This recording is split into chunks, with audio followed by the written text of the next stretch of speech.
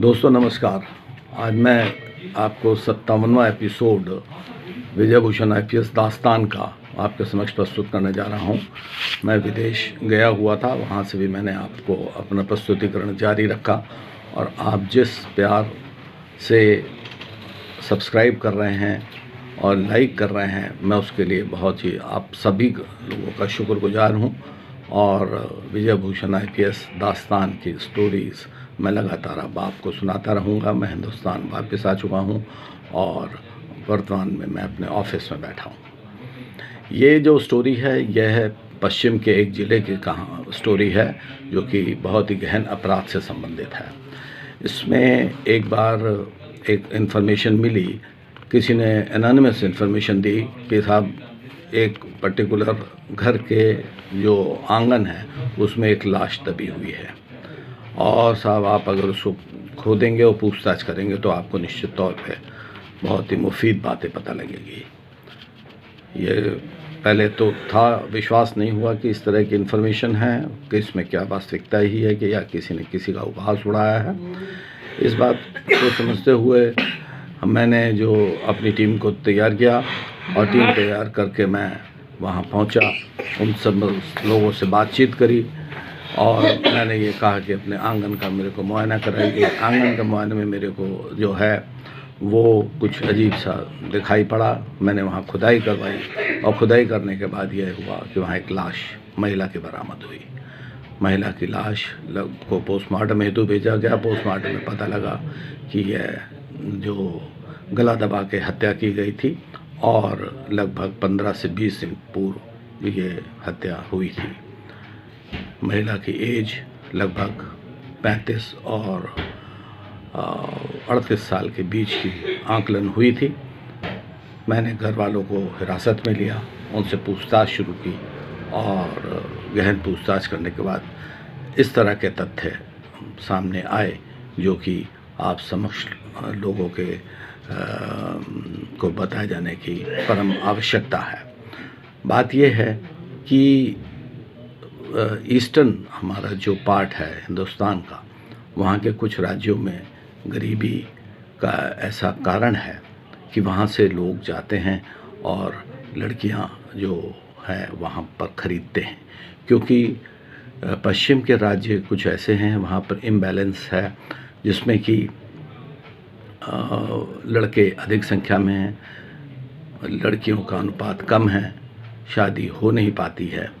इससे बहुत से लड़के जो है वह कुंवारे ही रह जाते हैं। यह जो औरत थी, इसका आइडेंटिफिकेशन के लिए मैंने अपनी टीम को ईस्टर्न राज्य के में भेजा और वहाँ से पूरी जो ये छानबीन करी कि ये कहाँ की है, लेकिन कुछ उसका पता नहीं लग पाया। पर जब इन लोगों से पूछताछ की गई और कड़ाई से, तब इन लोगों ने इस बात को बताया कि साहब वहाँ से यह जो महिला थी उसको ये लोग ख़रीद के लाए थे लगभग 25,000 रुपये में, और यहाँ पर इन्होंने उससे शादी की थी और बच्चे अपने लड़के की शादी करी थी और शादी के बाद 4 उससे बच्चे उत्पन्न हुए और बच्चे उत्पन्न होने के बाद उसका इन्होंने गला घोंट दिया और उसको वहीं आंगन में दबा दिया। उस महिला को लाकर यहाँ पर शादी करना और उससे सिर्फ बच्चे पैदा करना, यही एक उद्देश्य था। महिला से कोई किसी प्रकार का लगाव नहीं और महिला से किसी प्रकार से का जो है उसकी इज्जत नहीं। इस बात को लेकर मैंने और गहरी छानबीन की और इससे और कनेक्शन जोड़े तो ये बात निकल कर सामने आई कि वहाँ पर उस डिस्ट्रिक्ट में और एडजॉइनिंग स्टेट में कई ऐसे जगह थे जहाँ पर कि ईस्टर्न राज्यों से लड़कियाँ लाते हैं और सिर्फ उनसे बच्चा प्रोड्यूस होने के उपरांत उन्हें एक वेस्ट आइटम समझा जाता है और उनको जो है ये लोग डिस्पोज ऑफ कर देते हैं। बहुत ही गंभीर मामला था, सबका चालान किया गया, सब पर जो है चार्जशीट लगाए जाने के बाद और उसको एफटीसी में रखा गया उस केस को, और एफटीसी में ठोक कर उसमें गवाही दी गई और गवाही के बाद उनको सज़ा दिलाई गई और एक ऐसी नज़ीर प्रस्तुत की उस सज़ा में कि ताकि किसी भी व्यक्ति और किसी के भी ये हिम्मत ना हो कि इस तरीके से यह घृणित कार्य करें जो कि मानवता के प्रति एक घोर अन्याय और घोर अपराध है। तो दोस्तों, यह एपिसोड जो 57वां एपिसोड आपके समक्ष मैंने रखा है, इसके बाद मैं शीघ्र ही आपके समक्ष 58वां एपिसोड प्रस्तुत करूंगा। मेरा आपसे निवेदन है कि जिस प्रकार से आप इसको लाइक कर रहे हैं, जिस प्रकार से आप इसे सब्सक्राइब कर रहे हैं, यही अपना जोश और हौसला जारी रखिए।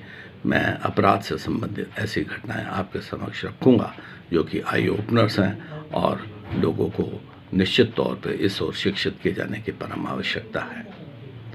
तो बहुत बहुत धन्यवाद जिस ध्यान से और जिस उत्साह से आप मुझे सपोर्ट कर रहे हैं।